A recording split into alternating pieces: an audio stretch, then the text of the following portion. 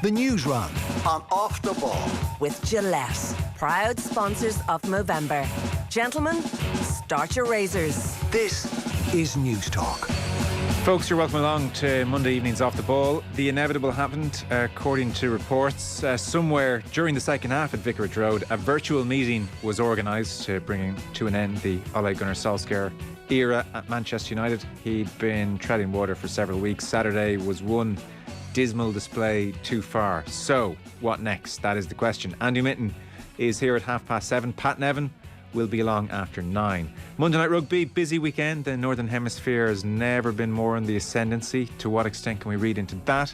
8 o'clock, we'll be chatting with Matt Williams and Fiona Hayes. 53106, the text number.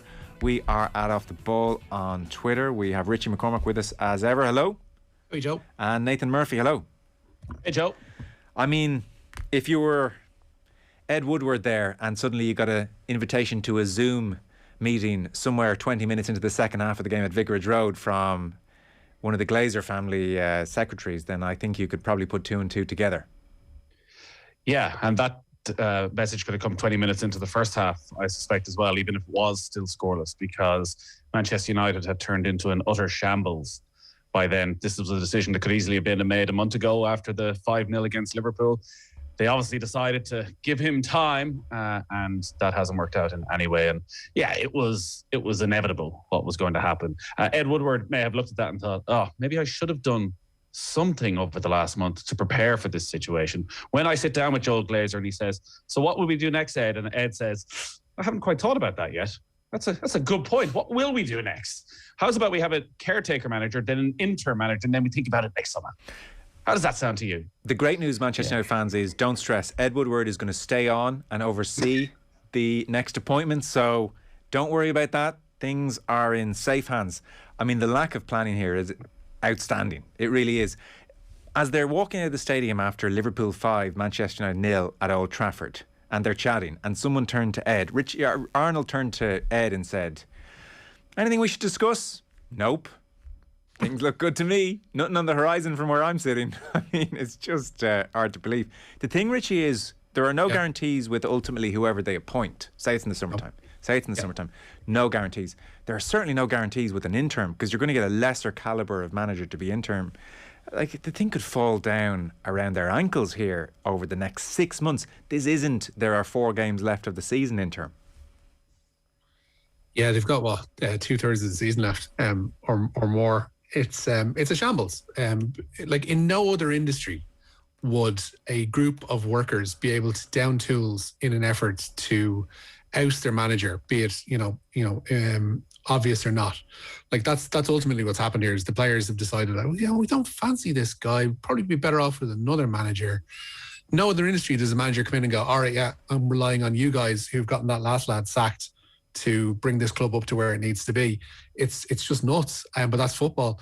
But yeah, like the nonsense of appointing an interim manager and then a permanent manager is like, it's the same place where they were when they appointed Solskjaer in the first place, which was why they appointed him thinking that, you know what, we'll get him to steady the ship, get him to, right whatever was wrong under the Mourinho era, and then we'll get somebody else in, maybe, and then he overperforms, and then they give him the permanent job. But it's this cyclical thing of too many former players still involved in the club having too much of a say.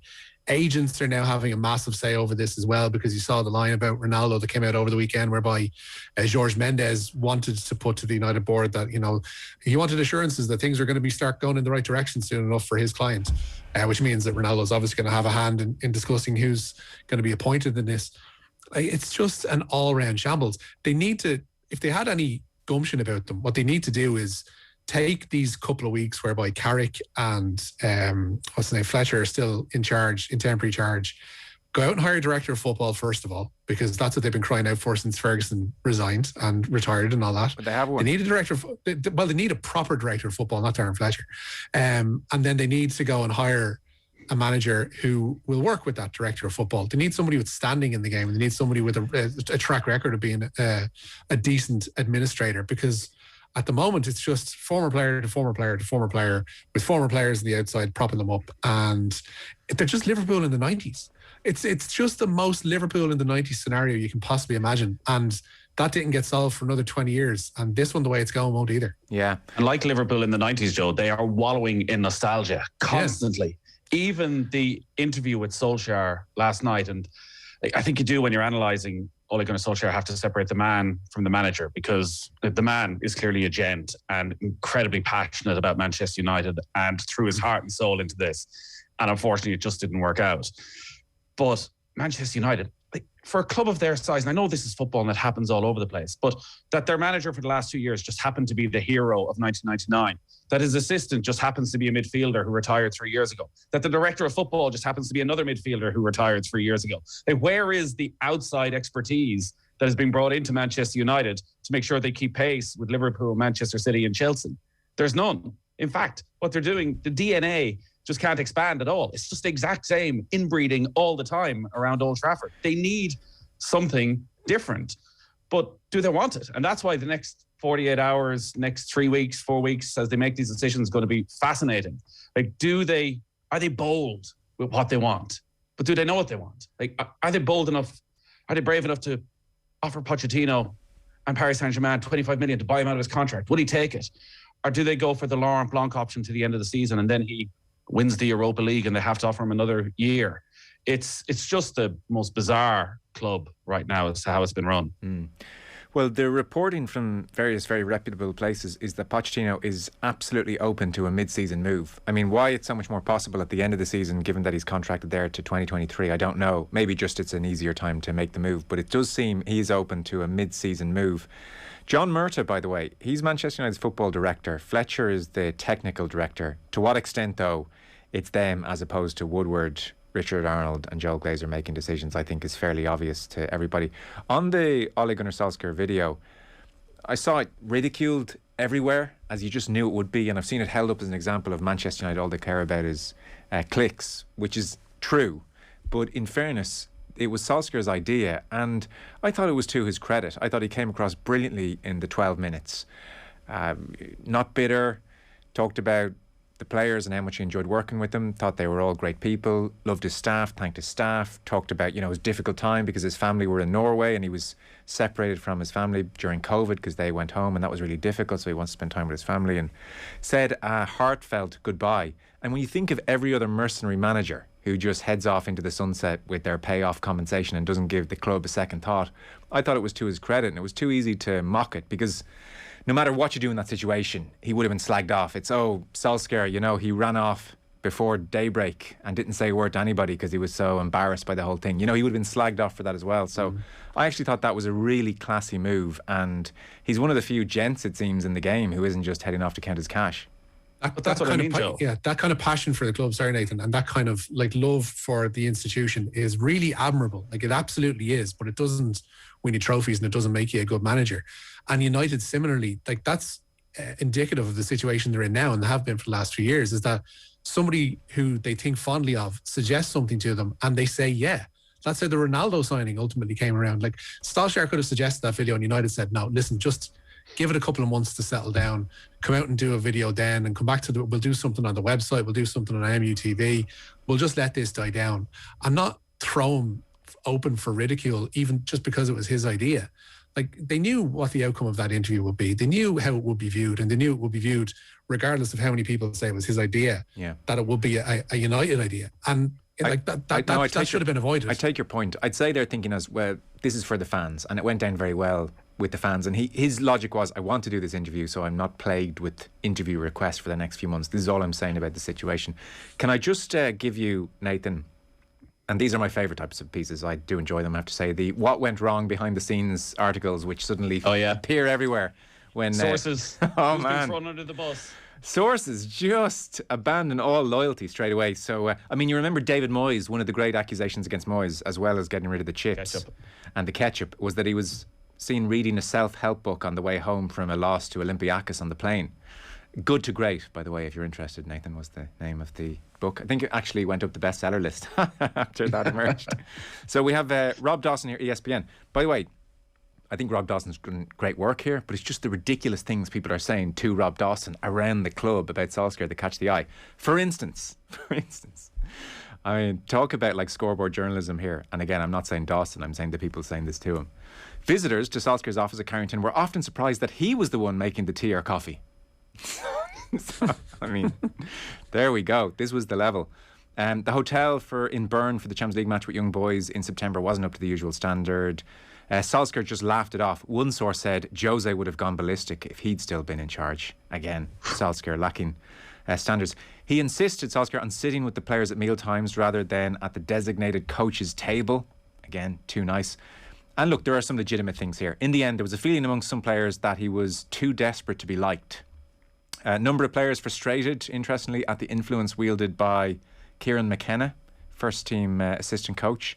Despite his limited experience in football, he often gave the team talks instead of Solskjaer on the evening before games. So that's an interesting one, given that he's still there and they're not thrilled with things. And then this one, I don't even know what to say about this.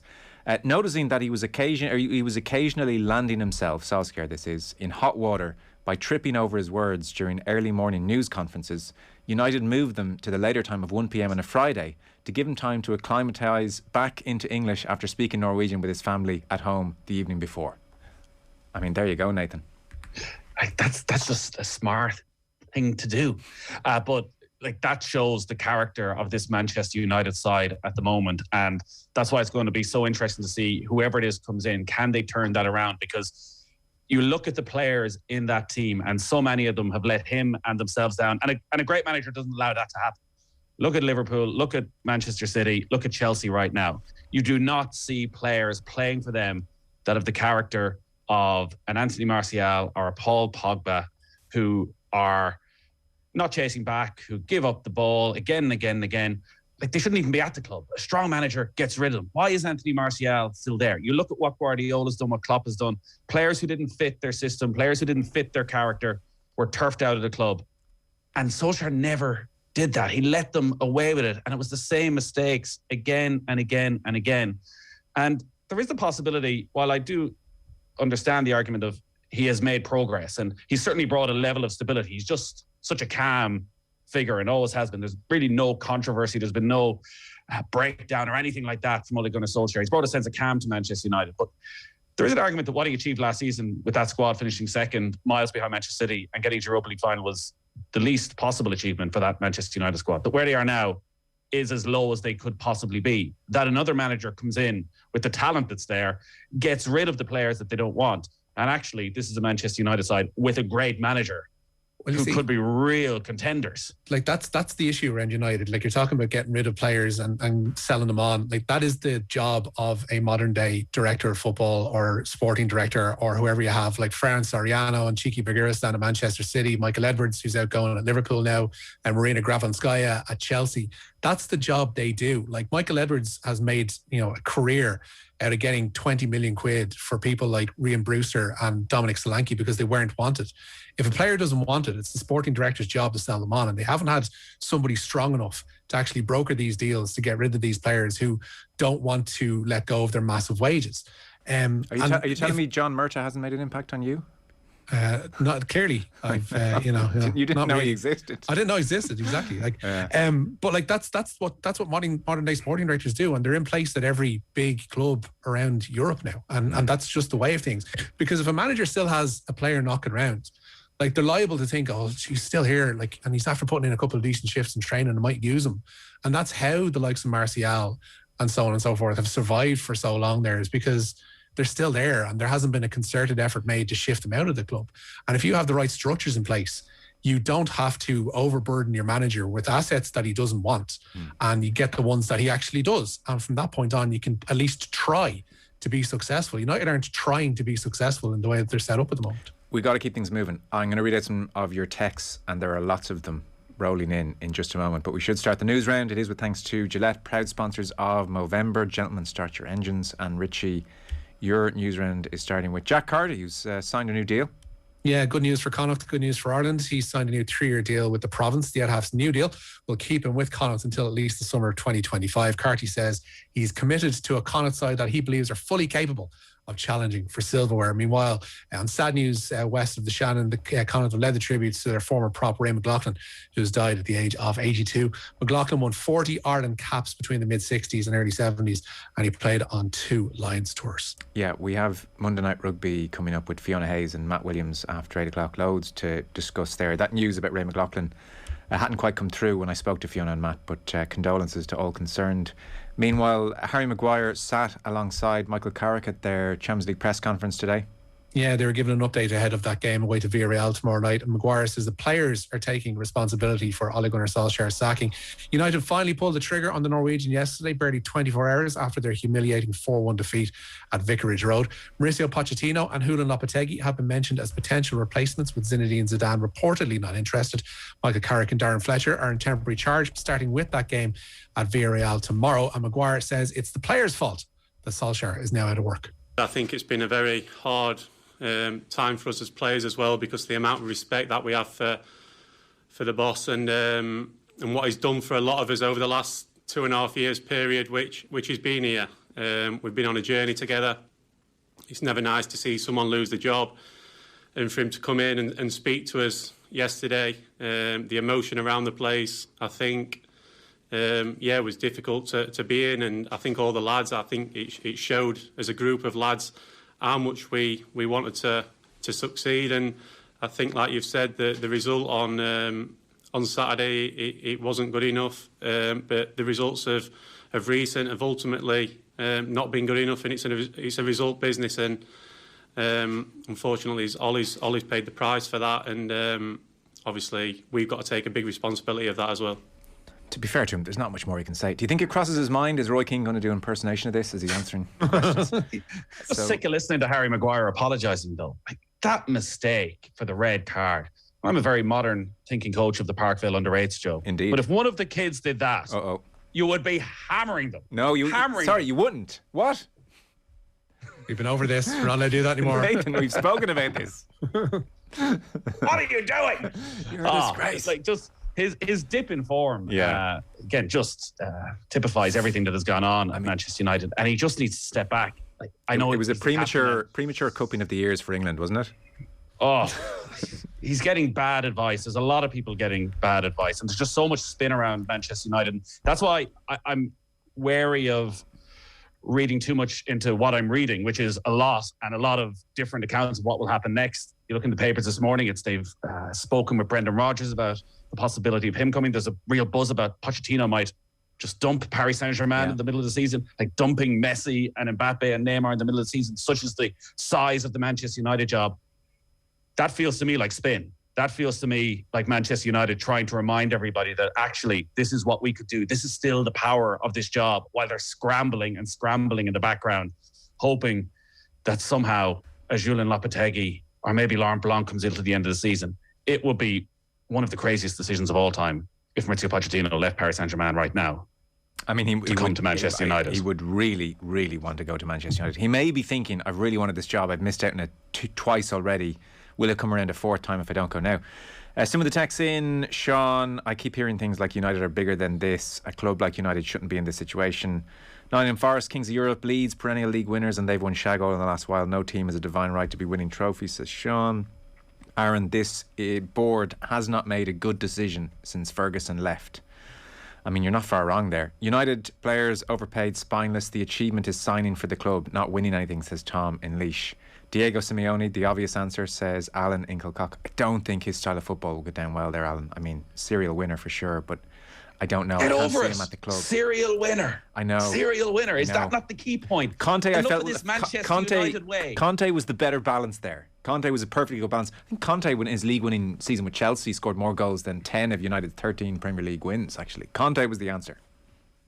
Absolutely. And again, talking to a lot of Manchester United supporters, they were totally against Conte because of the feeling of how it fell apart at Chelsea. And there was that game against Manchester City where he was described as anti-football, and they don't want that at Old Trafford.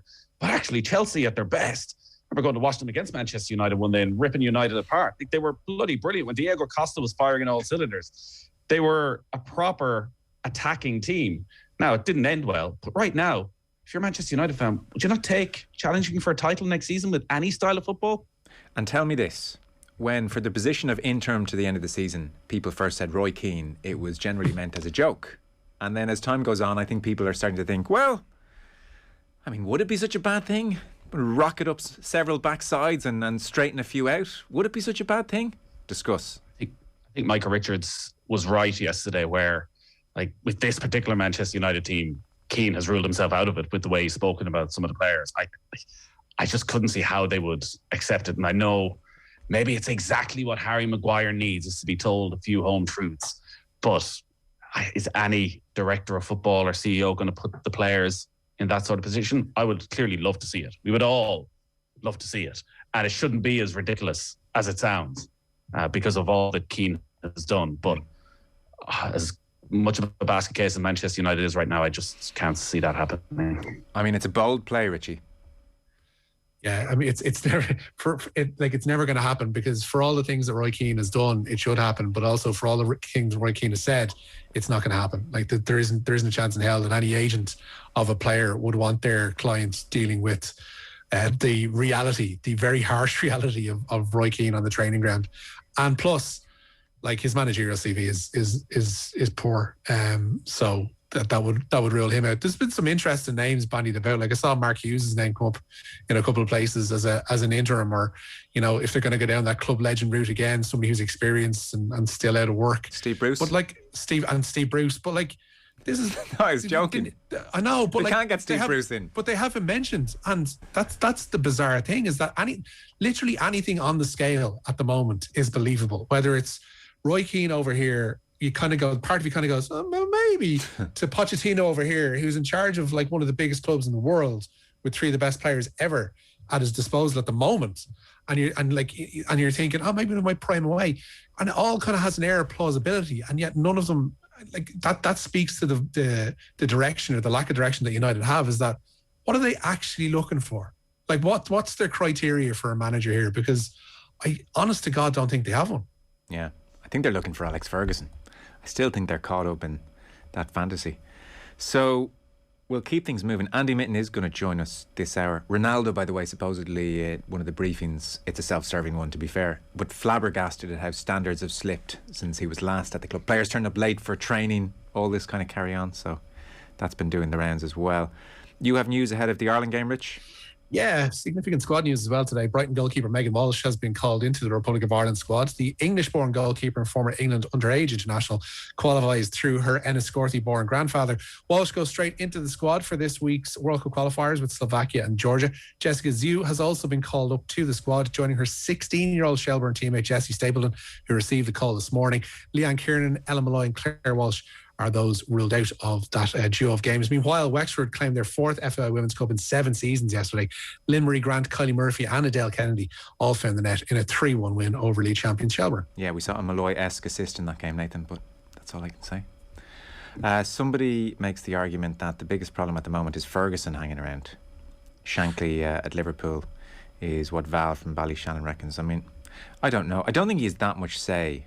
Genuinely, I really don't. The getting caught on tape saying you got to start your big players when he dropped Ronaldo wasn't helpful, Nathan. But I don't know to what extent Ferguson is a problem. Anyway, who's going to turn to Ferguson and say, stop coming to the games? I mean, he's just, he's Alex Ferguson. There's a stand named after him. And because things are going wrong, there's a feeling that Ferguson's influence must be a negative one. It also feels somewhat foolish if you have somebody of his experience and expertise not to at least talk to him while you're canvassing opinions, that Alex Ferguson, even out of respect, you would talk to him and ask his opinion. It doesn't necessarily mean you have to go down that route, but you get his thoughts on it. And I thought that video of him criticising the team was massively overblown. He goes to matches. He has an opinion on it. You hope that somebody isn't recording every conversation. Maybe you're incredibly naive not to hope that they're not recording it. But as this was sort of the final nail in the coffin, I don't think so. But again, who is making the decision? Is it Richard Arnold? But Ed Woodward is now going to hang on to somehow make this giant appointment. And Richie's right. Like, what is the criteria? They don't seem to want a young, innovative coach who's going to come in and say, this is my style of football. I am playing 3 at the back. Remember when Manchester United played 3 at the back there 3 weeks ago, and this was going to save their season and transform things completely? Yeah. What the hell happened there? But Thomas Tuchel, who, when you're talking about Conte and Tuchel managers like this, there's a feeling that like they upset people so much by trying to change things, and actually it almost always works. it almost always works. So why not go for somebody like that? Yeah, it's quite clearly what they need. Look, it's like you with those under 8s, Nathan. All stick, no carrot. Tell them some home truths. If they cry, they cry. You get the next one in. No, there's no need for tears. It's just, it's total football, Joe. Total football. Indeed. Nathan Murphy, Richie McCormack, thank you. Cheers, Joe.